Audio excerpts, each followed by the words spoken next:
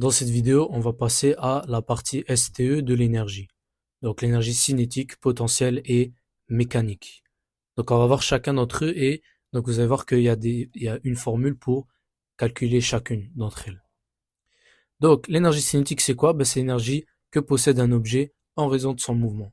Donc dès que un objet est en mouvement, directement, automatiquement, il y a de l'énergie cinétique en cours. Et pour calculer cette énergie cinétique-là, tout ce qu'on fait c'est on prend la masse fois la vitesse au carré sur 2. Donc on a ici le m, c'est la masse en kilogrammes, la vitesse en mètres par seconde, vitesse en mètres par seconde, n'oubliez pas c'est au carré, donc v au carré, et ek, c'est le symbole justement de l'énergie cinétique, et toute forme d'énergie, c'est quoi son unité de mesure? C'est joule, on n'oublie pas ça.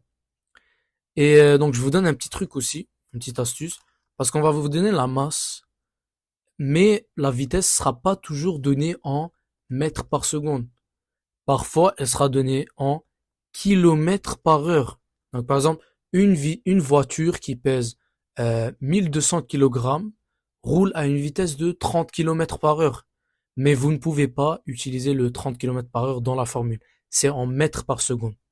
Donc, le prof, ça se peut qu'il vous ait montré une méthode.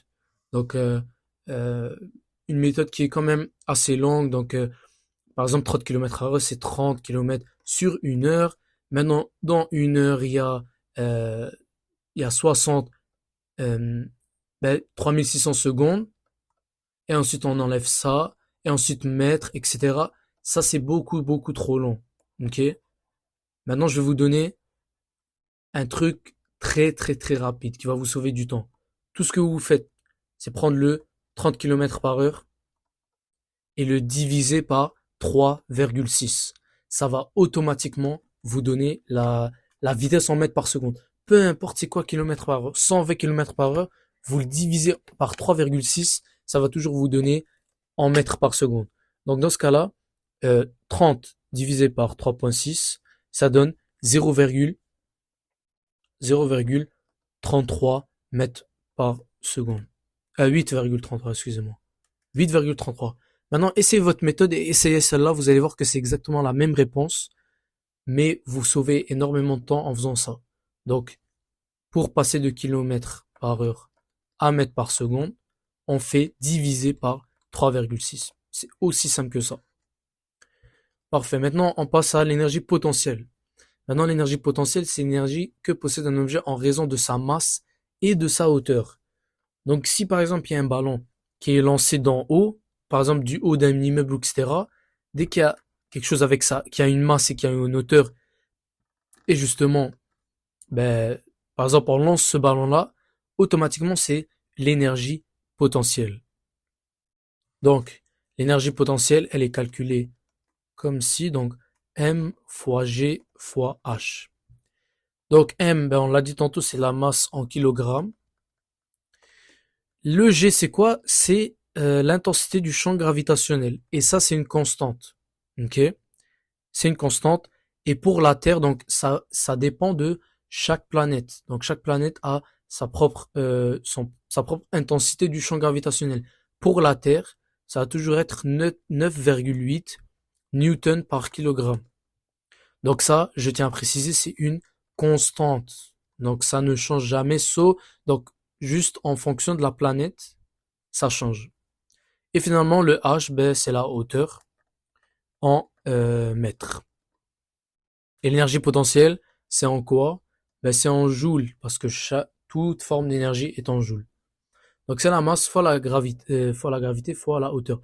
Donc on peut vous dire par exemple, un ballon qui pèse 3,6 grammes est jeté du haut d'un immeuble de, je sais pas, de 300 mètres. Calcule l'énergie potentielle. Donc tout ce que vous allez faire, c'est faire la masse fois la gravité, c'est 9,8 vu qu'on est sur la Terre. Il n'y a pas d'immeuble sur Mars ou sur Jupiter ou etc.